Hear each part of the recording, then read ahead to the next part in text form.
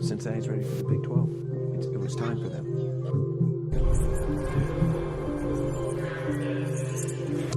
I am fired up. It's a blessing to be able to be in this league with y'all, putting on for UC. Cincinnati, a basketball school. And there he goes. Touchdown! Bearcats! Raquama again. Another slam inside. Ladies and gentlemen, welcome back to the GoBeercats podcast. I'm Brandon.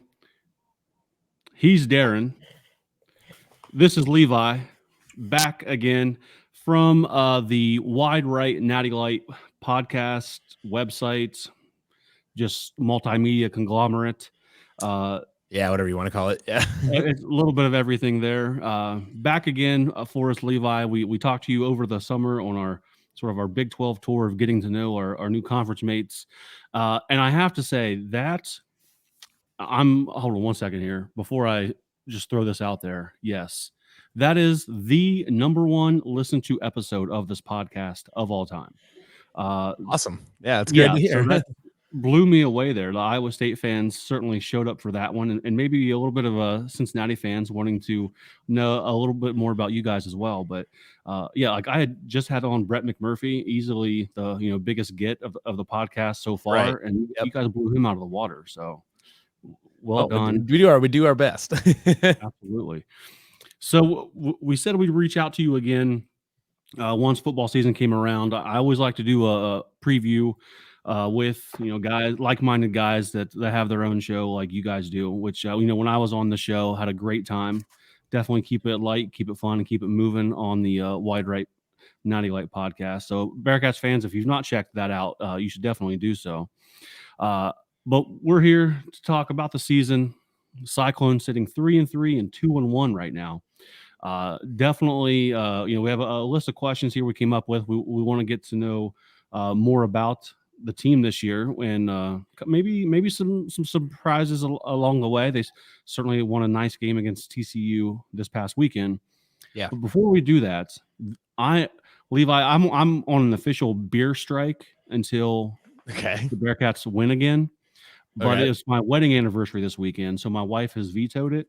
So we actually get to bring back beer of the podcast. Time for a beer of the podcast. It's been 3 weeks, Darin, since I've had a beer on the show. It's been it feels like it's been a super long time. So I am drinking an IPA from 18th Street Brewery in Indianapolis called Here Comes the Reaper, 6.8%. Hopefully it's good because it's the first beer that I've had in a while. Are you guys sipping on anything while we speak here tonight? Nothing special. I'm getting over a little some it feels like. So a little bit of Sprite today. Beer's not going to really help that recover at the end there. So yeah, but back to my regular scheduled programming next week. To be honest, no, I'm not, because I had, I don't know, something clear of a dozen drinks yesterday, so I'm good for today. Big Saturday. I hear it. We started tailgating at 9:30 in the morning, and it was a 7:00 kick, so it was a day. Hell yeah, nothing wrong with that. I did get this beer from our sponsor, the Delhi Liquor Store, which has you covered this weekend if you plan on tailgating for the Bearcats Cyclones homecoming game. Beer, wine, cigars, anything that you might want for a tailgate or party, they got you covered. I know I've spent a lot of time there this weekend. Bought a couple cigars, bought a bottle of bourbon, case of Cincy Light. I've been going very hard here this weekend as it's this reprieve, because it's back to the beer strike tomorrow. So I'll get it in while I can here, gentlemen. That works. Levi, you want to talk? Let's throw this out here while we have everyone's attention. Still, people are just tuning in here, settling in. So Darin and I, as you can see, Darin's background there, we're part of the Den tailgate. The Den, it's right on campus, right in the middle of the grid, which is the main tailgating section at UC. Thousands and thousands of people tailgate there, set up in your own little spots. But the Den it's a tailgate for everyone. Everyone's invited. So even if I'm assuming there'll be a decent amount of Iowa State fans coming out to Nipper this weekend.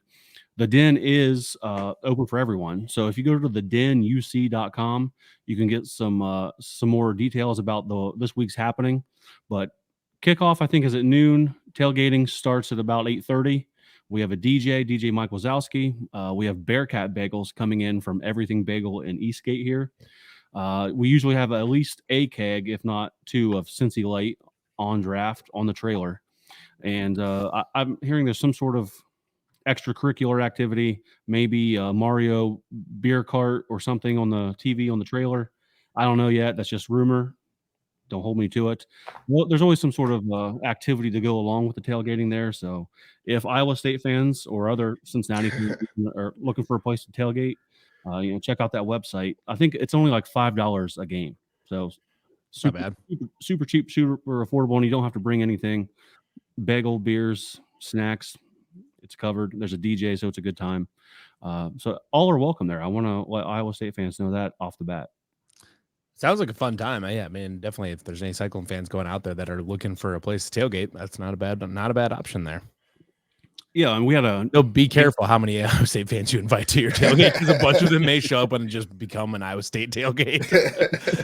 we had a handful. We had a decent amount of Oklahoma fans there. Oklahoma fans are.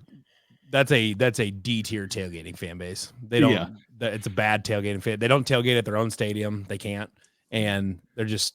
That's not a tailgating fan base. To be fair, they're like t-shirt fans most likely too. A lot of them are t-shirt fans, but it's just that's not a tailgating fan base. Yeah, Iowa State's a tailgating fan base.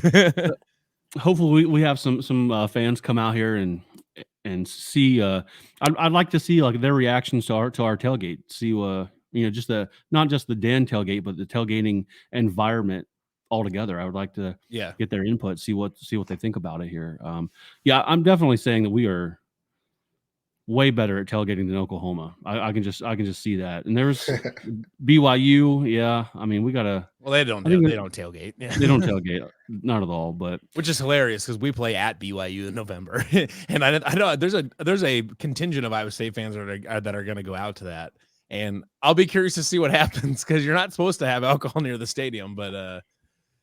Good luck. Oh yeah, this is craft soda. Don't worry about it. Yeah. Craft soda spiked with Jack. Not what caffeine free? Yeah. Craft soda. No, they can have caffeine now. Oh, they can. I keep forgetting about that. Yeah. Yeah, they can have caffeine now. That's right. That's why the soda thing has taken off. Last 5 or 10 years or something like that. But take the edge off a little bit. Yeah, I mean, whatever few bars remaining there are in Prova, I'm sure they will be packed to the gills with Iowa State fans.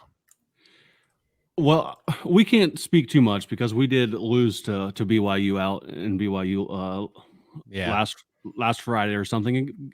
A game very winnable for the Bearcats that we spotted them 14 points and couldn't really dig ourselves out of it. The Cyclones, however, just beat TCU this past weekend. They sit 3-3 and 2-1. So far, I know we're 6 games in here. Would you say Iowa State is about where you expected them to be? Are they meeting expectations or exceeding them? What are your thoughts so far? That's a funny question because I guess 3-3 at this point in the season was like that might happen. How they got there is probably not how I would describe it as not how I would have, predicted at the beginning of the season, blowing out TCU, beating Oklahoma State fairly easily, and then, losing to Ohio.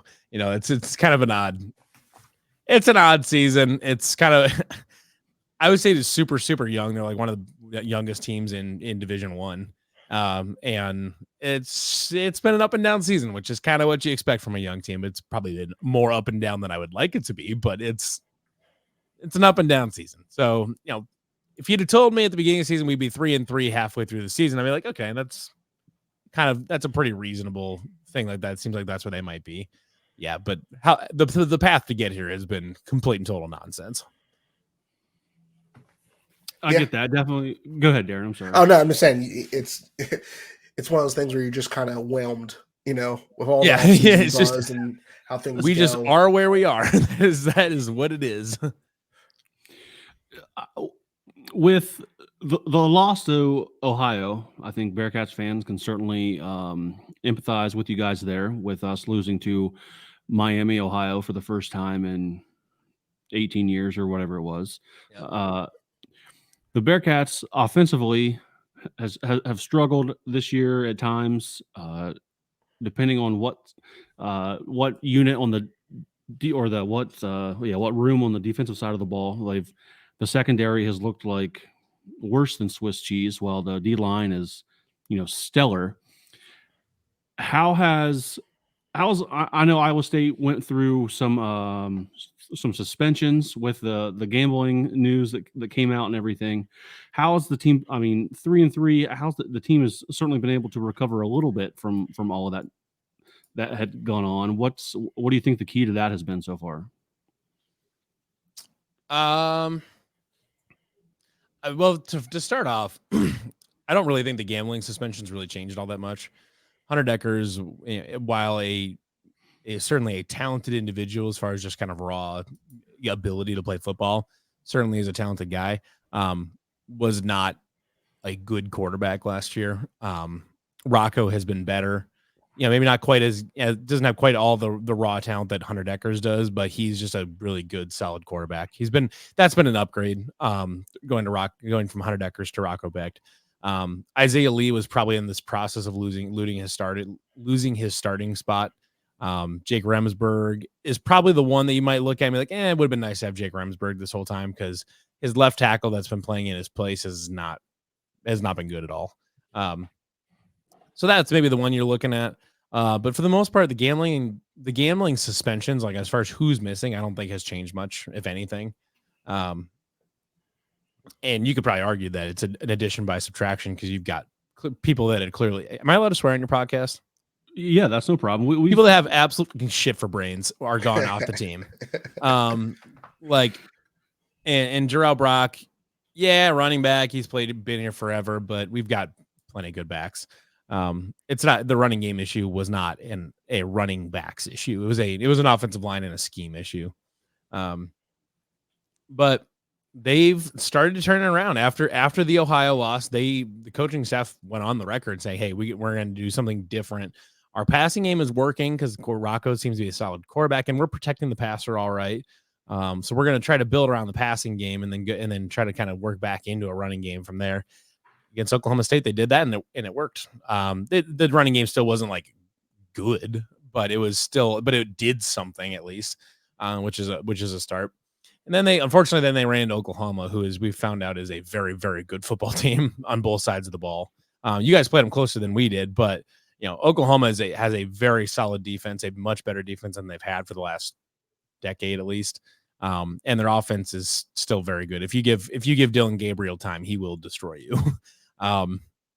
So we ran into an experienced team that has lots and lots of talent, and it's still, I would say, still kind of in the process of working out kind of the new offensive scheme with a really, really young team. Plus, Iowa State had a key injury out on defense. Malik Verdon, the safety, missing him. His replacement gave up a couple big plays against Oklahoma State and Oklahoma, so that didn't help. And then you come into this past weekend.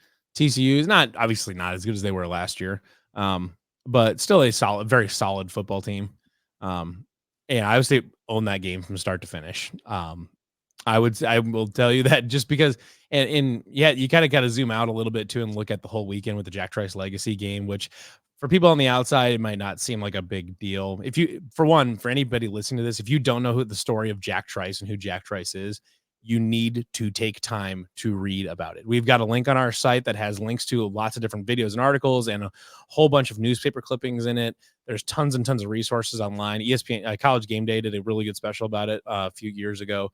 If you don't know the story of Jack Trice, you absolutely need to read about it and know the story, because it's a remarkable, tragic story that is extremely important to not just Iowa State, but to college football in general.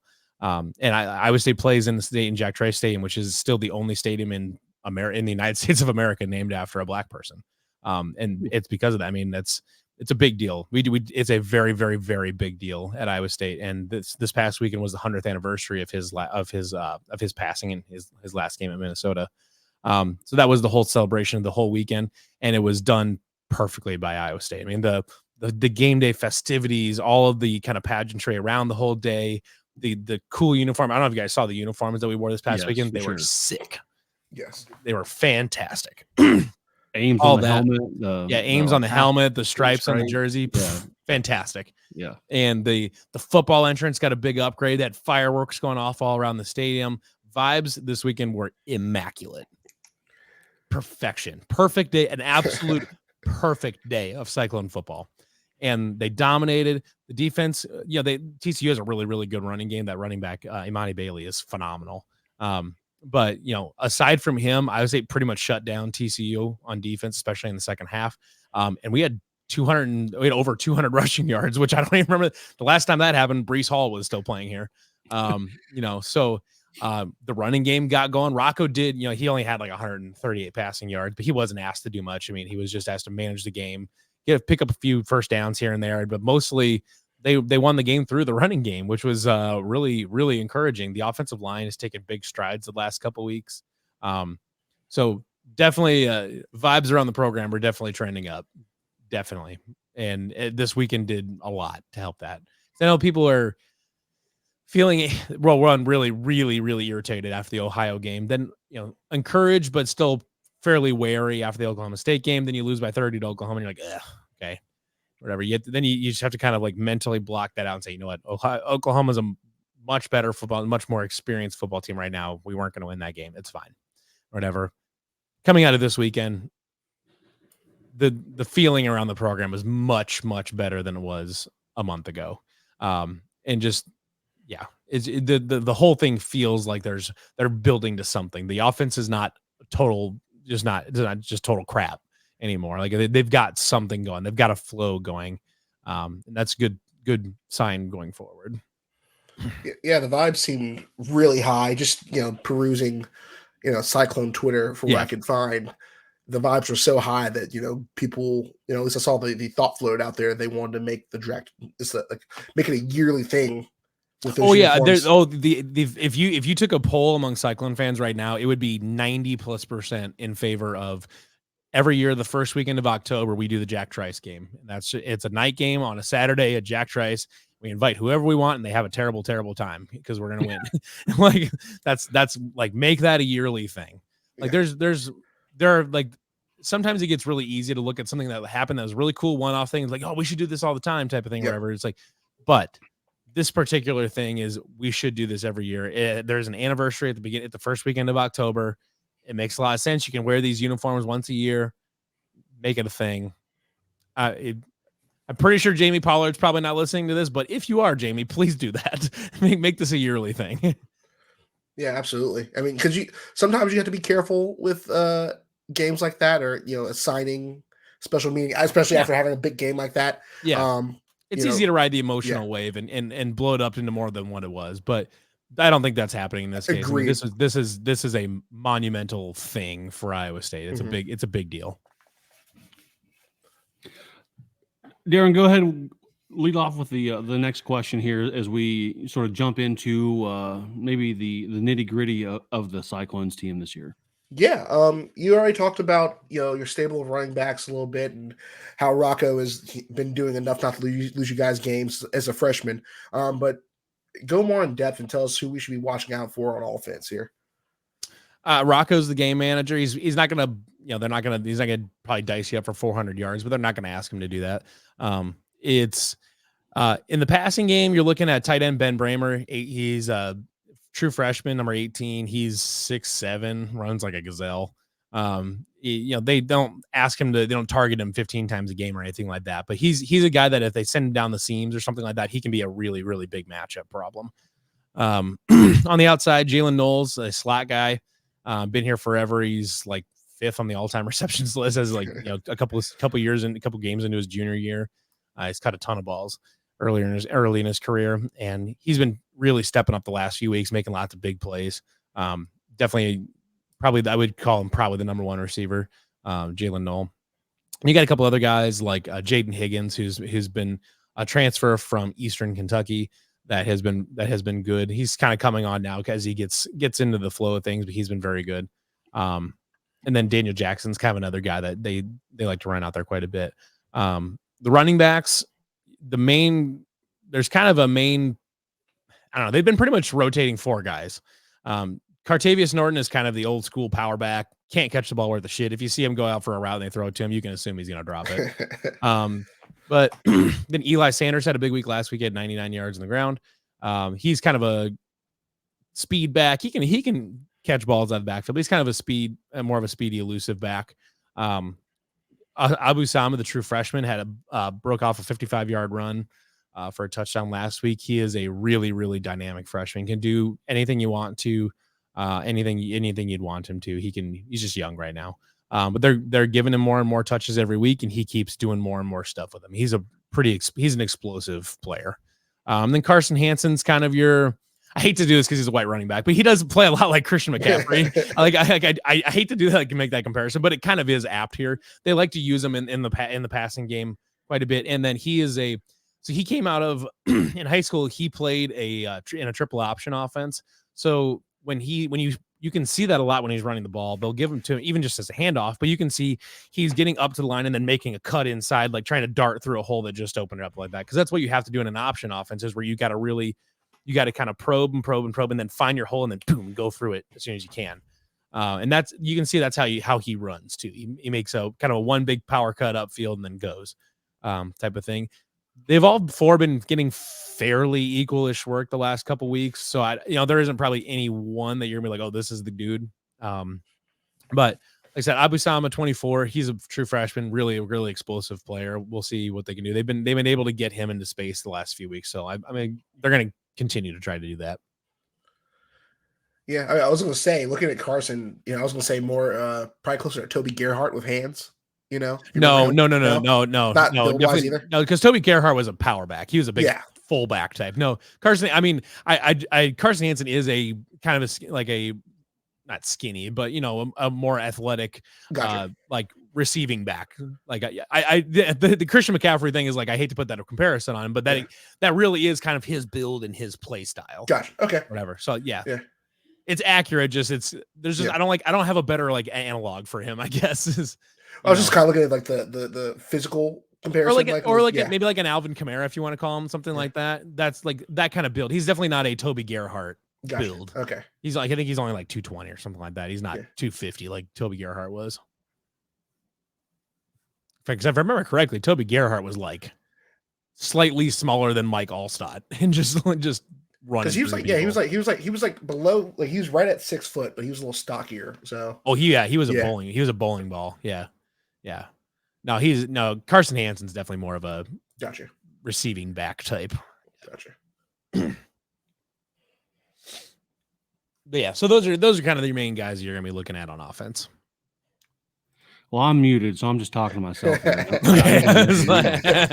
I'm just talking to no one. My dog down here is listening to me. What I was trying to say is that Iowa State came up with 4 interceptions against TCU this week. Should have been a 5th. Jeremiah Cooper dropped one.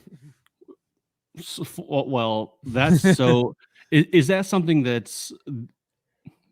was that Iowa State's defense, or was that TCU being not good offensively? Both. I mean, in the end, it's always a little bit of both. I mean, quarterbacks can make a good throw and it can get picked off, and they can make a bad throw and it doesn't get picked off, and vice versa.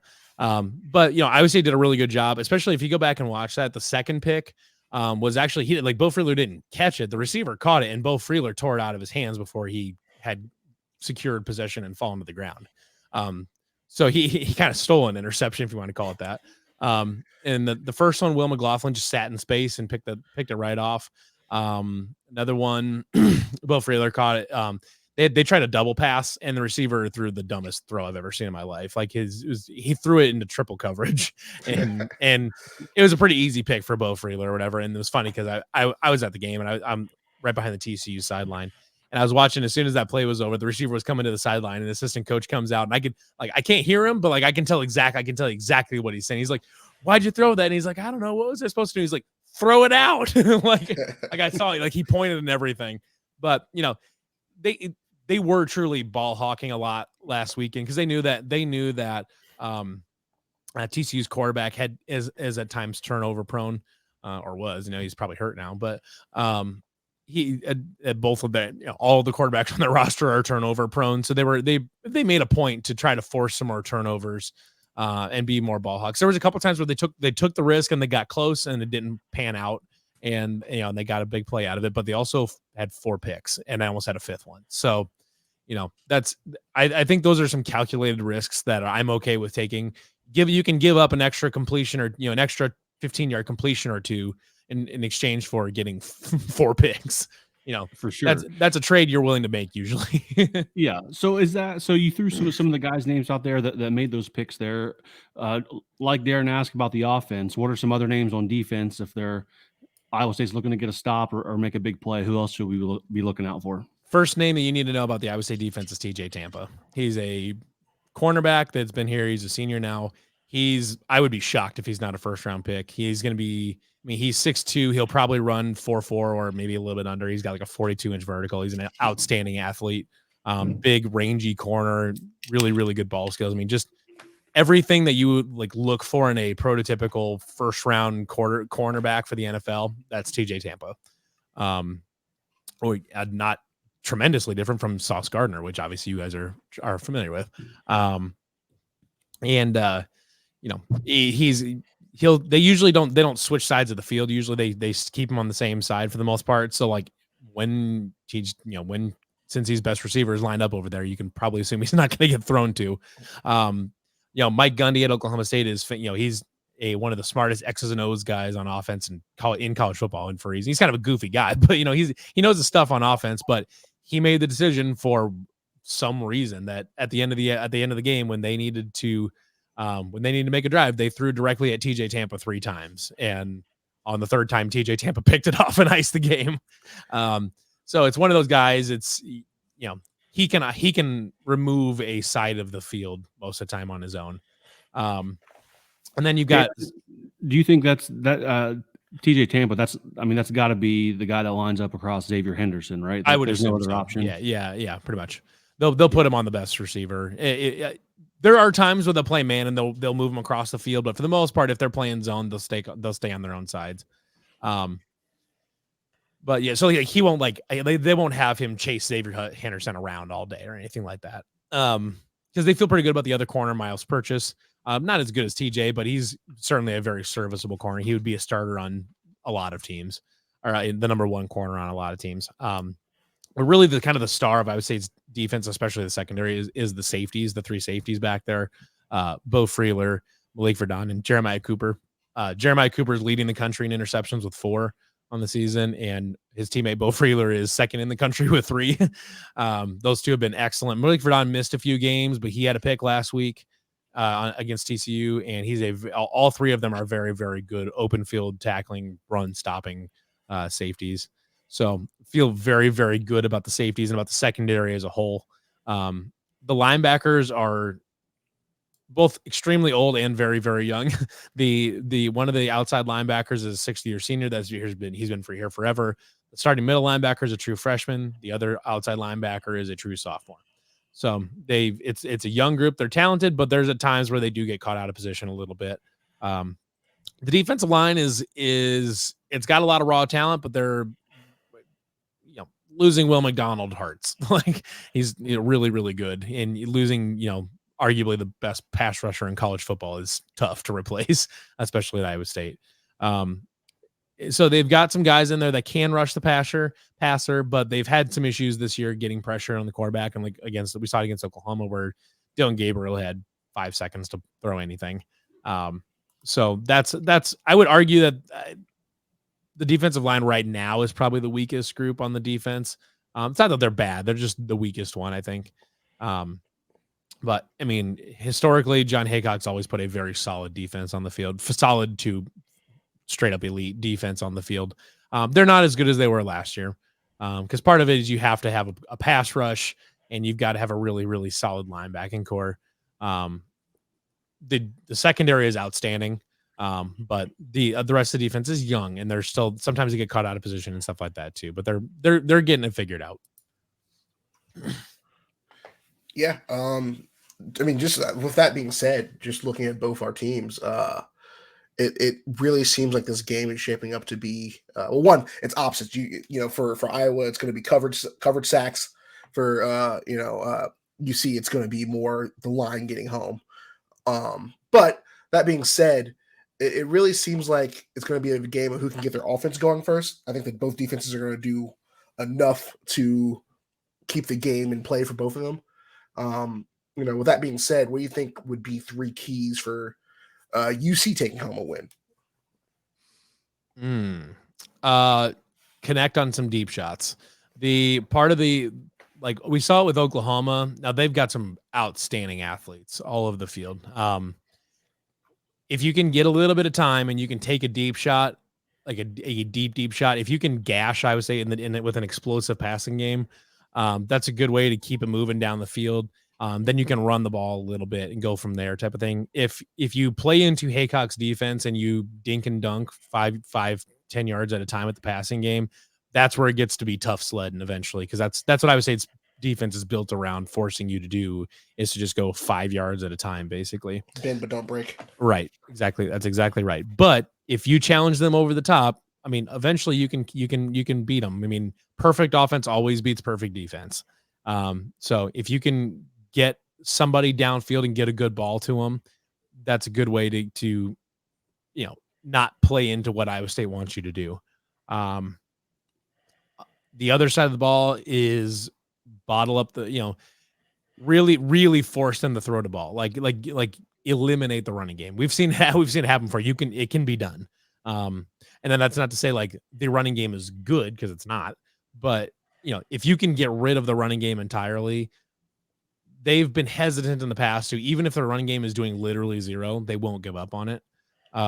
And so forcing Iowa State into old bad habits of trying to establish the run when it's very clearly not working and the passing game is working, that's a good way. I mean, that's exactly what Ohio did, is they shut down the run and Iowa State was too stubborn to adjust. And that's, it seems like they're getting better about not doing that the last few weeks since they've geared the offense more around the passing game. But if you take away the running game, that takes away an arm. And I think that's the first thing Cincinnati would be wise to focus on, is to just get rid of the running game and then make Rocco beat you. Basically, he's efficient and stuff like that, but they don't it's not an explosive passing game, and where they're not throwing the ball 40, 50 yards down 50 yards downfield. Their most explosive plays have been a backside post that they hit 15 yards down the field, and then they shake a guy, and then they take it the rest of the way, type of thing. So I think that's what you would want to do. And then when Iowa State's on offense is limit the explosive plays, because while Iowa State has had trouble moving the ball at times, for whatever reason, they seem to get some explosive plays. That is not good news for Bearcats fans, because we love to give up explosive plays. Oh my God. It's the weirdest thing, because if you ask them to try to nickel and dime their way up the field and to put together a long drive, they can struggle at times. But they had a 55-yard run last week. Then against Oklahoma, they had 2 50-plus yard passing 50-plus yard passing touchdowns. And against Oklahoma State, they had a 50-plus yard passing touchdown. I don't know why. This is weirdly a kind of a boomer bust offense. I don't know why it has become that, because that has never once been Matt Campbell's thing. But for whatever reason, we have a boomer bust offense now, I guess. That's something to keep an eye out on for sure. I'm not a big fan of our secondary here at all, at least from what I've seen so far. So we will see the explosiveness, the big plays, see if the Bearcats can't hold those in check this week. We haven't been able to so far in the first 5 games. Levi, you gave us the 3 keys to the Bearcats winning the game. I'm going to play devil's advocate on the other side here. What's the Cyclones got to do well to walk out of Nippert with a win? Establish a running game. We saw them, they put up 200 yards last week against TCU, and they controlled the game start to finish. There was the game was never once remotely in doubt. And being able to continue to expand upon the running game, the offensive line continuing to take steps forward as they work now a true freshman into the lineup. He's Played a bunch against Oklahoma State, then started last week and has looked really good in his first couple starts. Like to see that a lot, and continuing to expand the offensive line and to establish some sort of running game. You don't need to establish the run and then pass, but use your offense. And then if Iowa State can get an effective running game going, I like the chances of moving this ball, because the ceiling for this team, just based on athleticism and the talent that's available, the ceiling on this offense is actually fairly high. It's just they haven't really been able to put together yet because the offensive line has struggled so much. But they are continuing to take steps forward, so that's good. Another one, if you can, forcing turnovers, I think they forced a ton of them last week. But last year they only forced. I think last year they picked off 8 total passes over the entire season. They've picked off 10 so far through half the season. So they are clearly becoming a more turnover oriented defense, which is a welcome sight for sore eyes here. And forcing a couple turnovers would go a long ways. Getting this offense more reps and getting them more opportunities on the field will always help. I mean, I realize that's a cliche blanket answer that everybody gives you, but truly, forcing turnovers and getting this a young offense that is a little inconsistent, getting them more possessions has been by far the best way to get this thing moving and to get Iowa State in the lead. So, and then I think another thing is going to be getting a good start. Matt Campbell's teams are notoriously slow starters, very, very slow starters. Like, they'll be down by 7 at halftime to an FCS team. They'll come back and they'll win by 20 something, but like they're really, really slow starters, and they always have been. But last week they got a really, really fast start. They picked off TCU on the first 2 possessions, and they got a touchdown, stuff like that. And they got out to a lead, and they just play with the lead basically the entire game. And that makes for a lot less stressful football. And it's just a better way to play. I would say when you have a defense that's as good as Iowa State's, playing with the lead is a lot better than trying to play catch up, and hoping that your defense can come up with a play. Levi, I think we only have one question here for you left, unless Darin wants to chime in with something after this. And I think I know what you're going to say to this, but I love asking every guest that comes on the show to do a preview episode of this question. So really the last questions here I have for you, at least, but if you had to pick one to win the game for you this week against Cincinnati in Nippert Stadium, are you choosing the offense to go on a game-winning touchdown drive, or are you picking the defense to get a stop to save the go-ahead touchdown? Defense.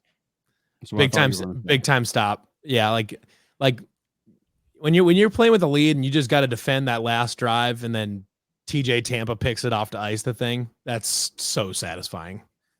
Yeah. Give me that all day and night. Absolutely. Darin, do you have anything else for our guest here from Wide Right and Natty Light? No, I don't disagree with that. Just kind of watching a team's light go out right at the end there is the best. Yeah. Because we got up against TCU, we got up 14-7 or something. There they are 21-7 after the Sama run, and we were just stomp on them, just put their lights out and stuff like that or whatever. And they kind of did or whatever, and like Oklahoma State, we were like, well, we got to hang on. We got a 7-point lead. We got to hang on. Don't let them go down the field, because we've done that before against Oklahoma State. And then TJ Tampa picks that pass off, and it's just the best feeling, just shutting the door. I love it. I agree with you, gentlemen, there as well. Levi, I do want to, while we still have probably some Iowa State listeners here, I want to let them know that if they are looking to trade some Cincy Light for some Ames Lager, and they're coming to Cincinnati this weekend, hit me up. Hit Darin up. I bet he'd be interested in it too. I will, if you want to trade 6 for 6, 12 for 12, whatever it is, bring some of that down here to Cincinnati if you're coming.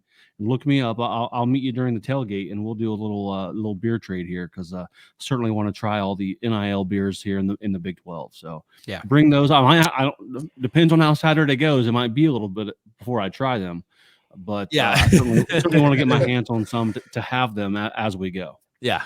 Well, you guys are always welcome to, when you're not playing us, you're always welcome to be honorary Iowa State fans. It's easily the most fun team in the Big 12 to have as your second favorite team by far. We got to get on that as Bearcats fans. I think we might have to wait for a season or so to jump in and lean into that. But I do like how there's some like official and unofficial alliances in the Big Yeah. 12, especially for some of the non-major sports. So we Yeah. definitely got to baggage, get in though, on that. too. It is so- funny. There are like a few very clear and obvious friend groups in the Big 12, like Iowa State, Oklahoma State, Texas Tech. That's a good little friend group there. Kansas State used to be involved in it. Then they were like decent, and then they turned into dickheads, and we don't talk to them anymore. Like, you can't sit with us, and like one of those things. And Kansas is fine, but like they're more fun with basketball. We all shit on Texas and Oklahoma, so that works out pretty good. Baylor, I don't know if real Baylor's got any like friends per se. I mean, like there are some cool Baylor people, but I wouldn't call them like part of any friend group necessarily. And TCU is cool. I like TCU. They're TCU. Like there's not much there. Like it's a pretty small school with a like they like I don't know. There's TCU. Like I've got some really good friends with TCU. Some of my best like Big 12 friends are from TCU, but yeah, there's just not like a lot to go on there. Like they don't have like a long, deep history with anybody else in the conference besides Baylor. West Virginia is cool, but like, and they probably like could be part of the Oklahoma State, Iowa State, Texas Tech kind of friend group alliance, whatever you want to call it that. But they like almost kind of go through an effort to kind of distance themselves from the Big 12 because they're part of the old Big East and all this forever. So they've got all of their cultural history is dealing on the East Coast with Pittsburgh and Virginia Tech and all these or whatever. So like they culturally they fit really nicely with us, Oklahoma State and Texas Tech. Same very much same kind of schools or whatever, but I don't know. They kind of work to distance themselves a little bit, so they're kind of like you have to show up great if they don't, whatever type of thing. Well, you could be like UCF fans and walk into the Big 12 and try to kick the door down and say, Fuck "We're them. running this place." I'm glad they're getting their asses kicked. Like I'm glad that like after they got off to a hot start, they're getting their fucking faces kicked in. I'm so happy about it because I like nothing would make me happier than them turning into like a 3-win program. That'd be so great.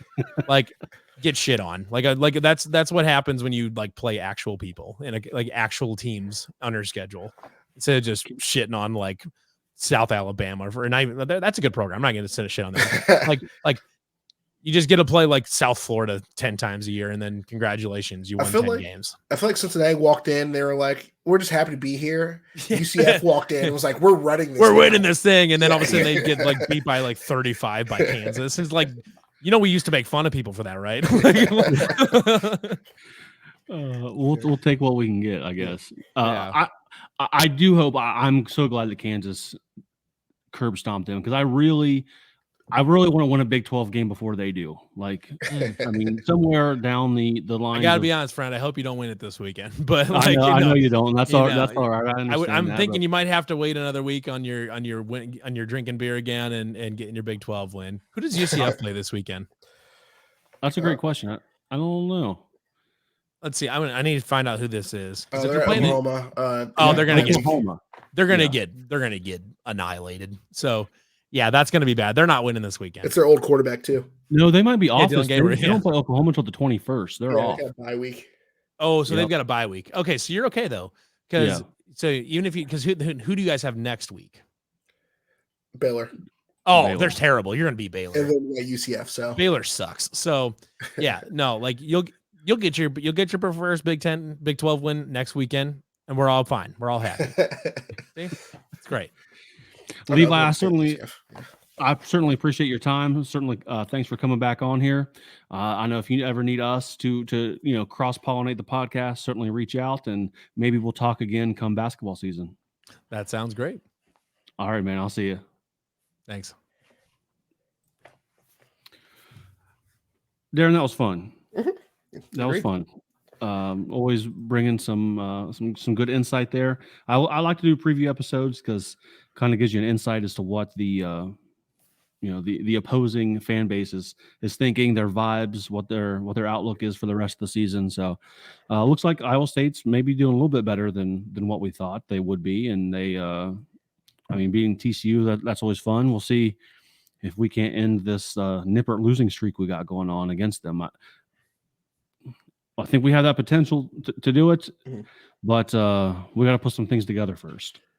Well, yeah, I mean, every game when things aren't going right is or every next game, I should say, when things aren't going right is a get right game. So at that point, you're just hoping that you're improving when things aren't off to a hot start like they've been. So we'll see. Obviously, for our sake, I hope that we do win. Absolutely. Yeah, I do too. Anything else that you want to talk about football wise, college football wise?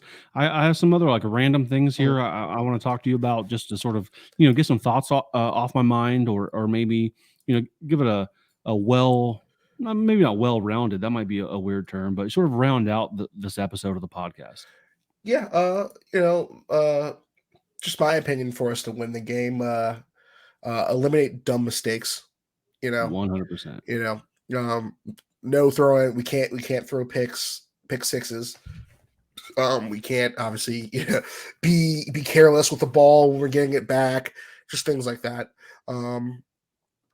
Again, I think it's just going to be based on whoever's offense gets going first. These are two very solid defensive teams, in my opinion, with not a lot of offense. He said they kind of live off of big plays, helping score. That's kind of what we saw with BYU last week, is we hit it from 30 yards out or more. So I think it just depends on who gets going first at that point. Other than that, I thought it was a good weekend of football. A lot of great matchups out there. Really enjoyed sitting down and watching what we had going this past week. Texas killed me, man. That was the first game of the parlay right off the jump, and they lost. I would never have guessed that. The way that Oklahoma has looked, especially when they played us, versus the way Texas has looked, especially when they beat Alabama, I'm thinking 17 plus points. Texas is going to walk away with this. Wrong. Oh, you can't play. It's a rivalry game, I guess. No holds bars. Everything's off the table, or everything's on the table. Man. They sent Dylan Gabriel to the NFL on that one. Unfortunately. Maryland OSU, I thought that was going to be really good. Unfortunately, Maryland couldn't hang. That was a good most of the game. That was pretty good. Yeah. I think if Maryland would have caught OSU a few weeks earlier, they win that. But I think Ohio State's kind of starting to put it together, and they're going to be tough to contend with the rest of the season. Yeah. I thought UK Georgia might have a little something to it, but at the end, Georgia just reminded them who's running the conference. TAMU versus Bama, good game there. Notre Dame and Louisville, that was a little meh. Yeah. Was really hoping Notre Dame could pull that one out for reasons. Same. Arizona USC was a late night game that went down to the wire. Yeah. OT. Did that end up going to overtime? Well, I want to say double. Maybe. Ooh. Damn. Triple, actually. Went to triple. Triple. Wow. Yeah. Wow. Wyoming pulled out, upset over Fresno. I think Wyoming's a really fun team to watch this year. I've mentioned them before. That's funny. And that would have been the last leg of the parlay. I think I won everything in between except for the first and the last leg. So I guess if I had to lose the parlay, Texas Xing it from the beginning, and because if it would have went down to Wyoming, Fresno State, I would have been extremely mad. I'm glad I didn't have a Miami Hurricanes on my money line parlay because oh my God, what a dumb mistake that was, going for it when they could have just taken a knee and ended the game. They end up fumbling. Georgia Tech takes it down, scores a touchdown, 23-20, ends the game. That was one of the most bizarre endings I've seen. No need to either. UConn finally got a win. Like their first win against Rice. Powerhouse. Yeah. Which is funny because I'm pretty sure JT Daniels plays for Rice now, the forever everywhere quarterback. So there's a talent going. Arizona State, Colorado took Colorado to the wire. Colorado won out in the end, 27-24. A little bit of a wild move from Shador, flashing the wrist at the Arizona State student section. I was like, you might need to earn some respect again, big guy, before you go out talking like that. But hey, not the worst move in the world, just not the smartest one either. Yeah, for sure. Miami, Ohio. Not sure if they're a good. I wasn't sure if they were a good team or not, but they've been looking pretty solid. They're on a 5-game win streak. Ooh. Unfortunately, yeah.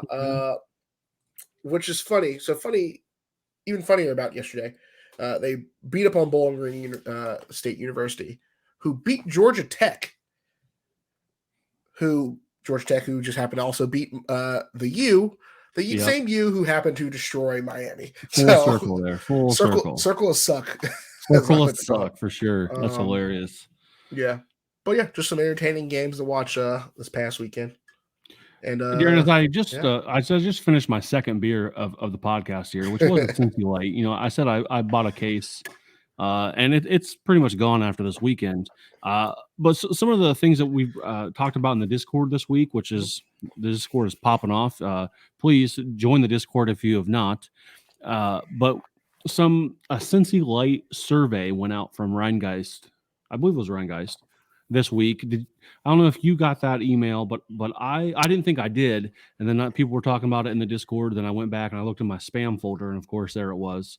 So I pulled it out of there and looked through it and filled it out for them. I thought it was kind of interesting, the sort of questions that they were asking in the survey. Did you get it? I didn't even look to see if I got it or not. Yeah, well, it was just. I mean, I think Cincy Light has blown expectations out of the water as far as sales, demand, and people wanting it. Just from working at the Delhi liquor store, I know we have ran through that keg after keg, and it's pretty. People definitely want it, so I think I don't know what their purpose was exactly of the survey, but it kind of seemed like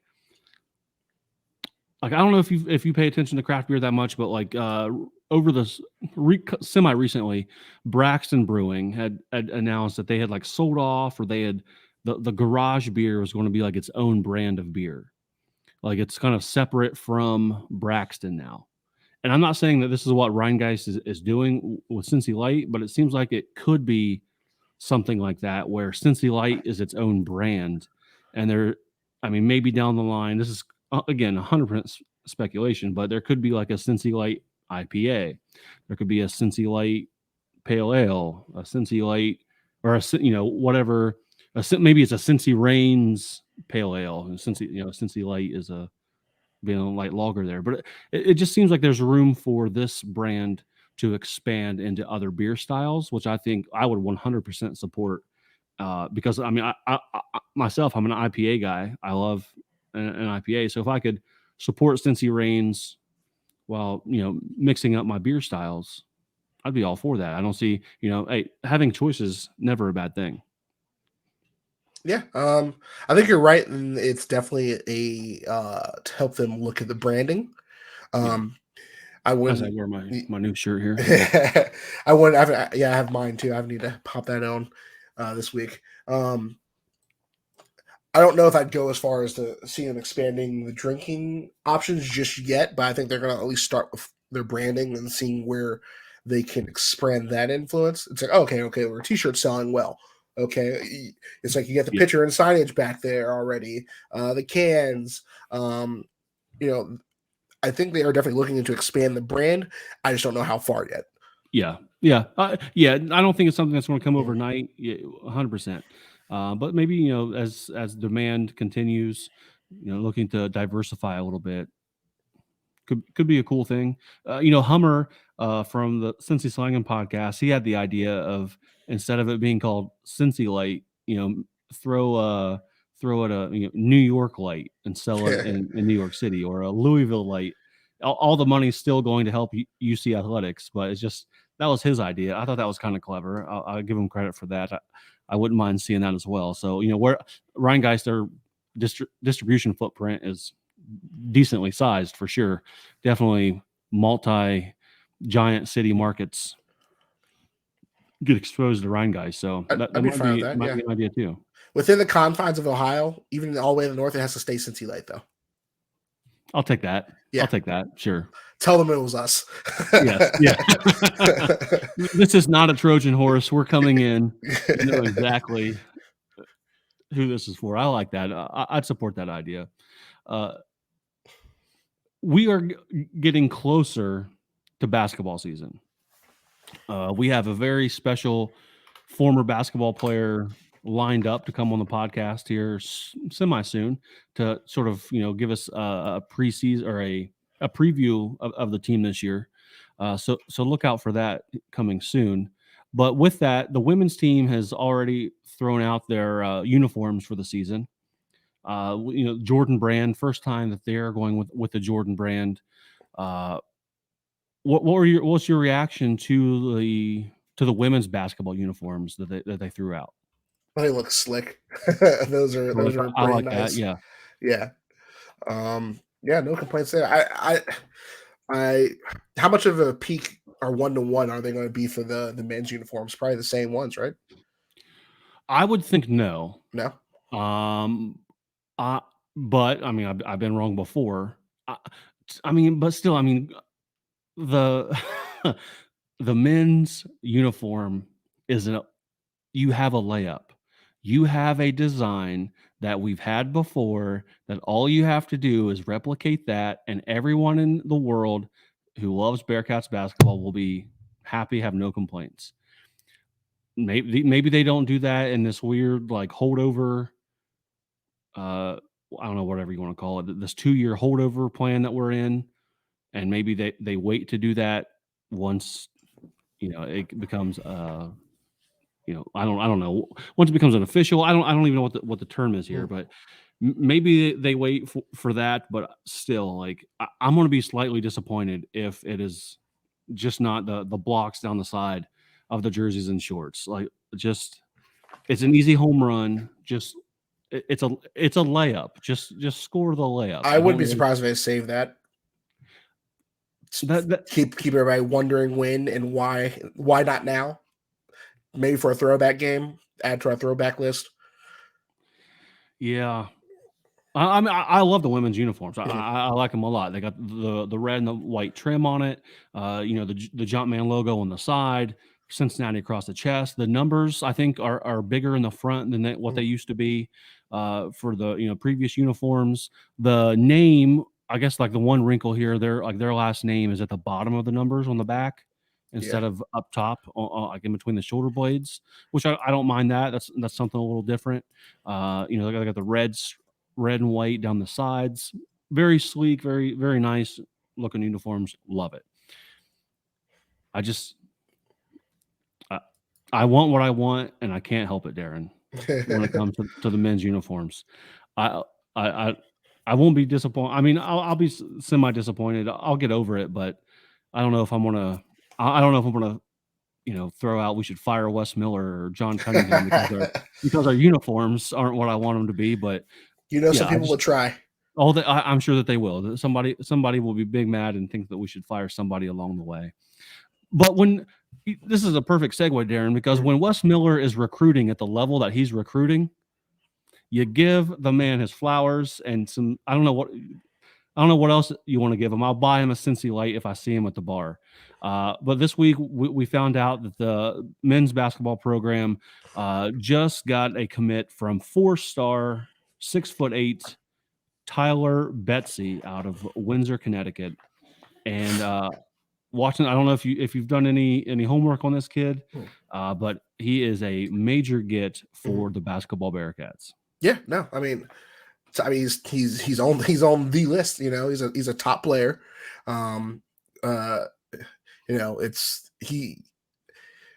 We'll see as we've started to now build out our recruiting classes and how much he'd contribute right away once he gets in his class. But I mean, Wes goes out and shoot. He is going to make an attempt. He may not land everybody, but you gotta give him his recruiting chops for sure. It's fun to watch our basketball recruiting. Yeah. It is, and because he is shooting his shots, and he's not landing at every guy that he goes after. But when you are going after the caliber of players that he has been going after, every once in a while you are going to land someone like this, and the guys that we have that are actually going to be playing for us this year as well. He's a 6'8" power forward, small forward. We'll just call him a forward. He has a 98 composite score on 247. I think pretty unanimous 4-star. I've not seen any other recruiting outlet say anything different. He's got a nice jumper. He can attack the rim. He plays defense from the film or the highlights that I've watched this week. I won't go into. I only see like one maybe little tweak of his game that I would throw out there.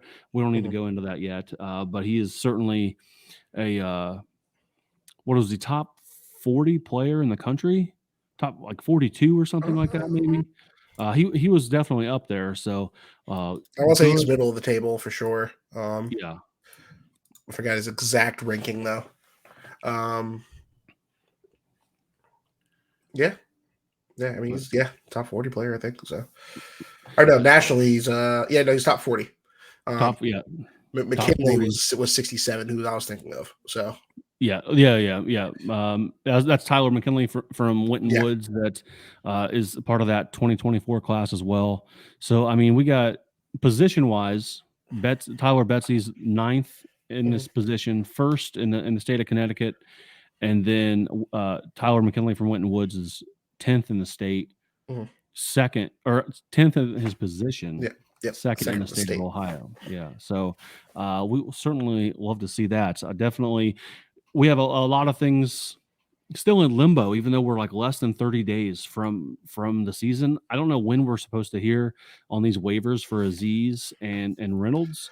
I know, I'm sure like the staff, we'd like to hear much sooner than later, because it feels like the season's just right around the corner. So we have a sort of a lot in the up in the air still for the basketball team, because I think our starting 5 will definitely look different if we get those 2 waivers, or some people are kind of thinking maybe we'll get one or not the other. I don't know why that they think that. I certainly want both of them as soon as possible.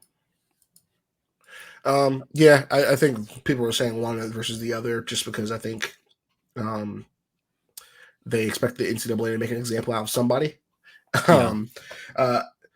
With that being said, there was solid news coming out of the college football world, where they basically rolled back their decision on Tez Walker. At North Carolina, right? Yeah, for football. So he's now eligible to play, which is crazy because half the season's gone now for college football. But there's some hope there, I guess. And hopefully we're not the ones they make an example out of. Hopefully our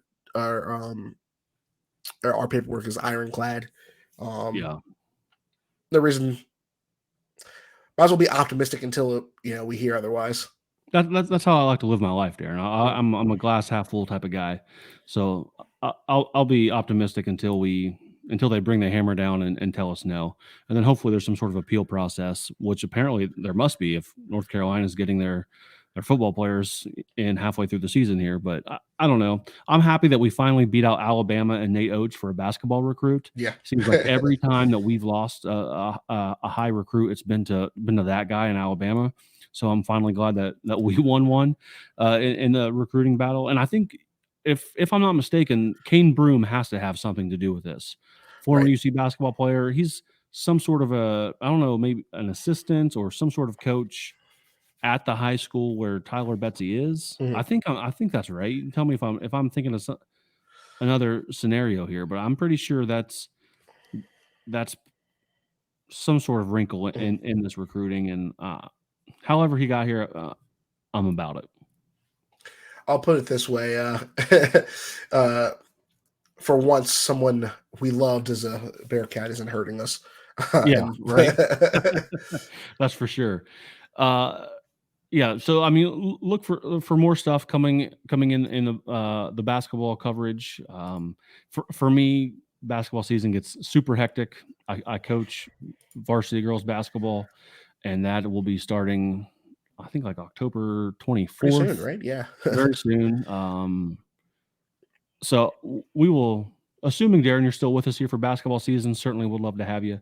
Not just beyond the football coverage, even though there is football overlap there too. We won't be done with football when basketball season starts. So we'll find time and get this thing going.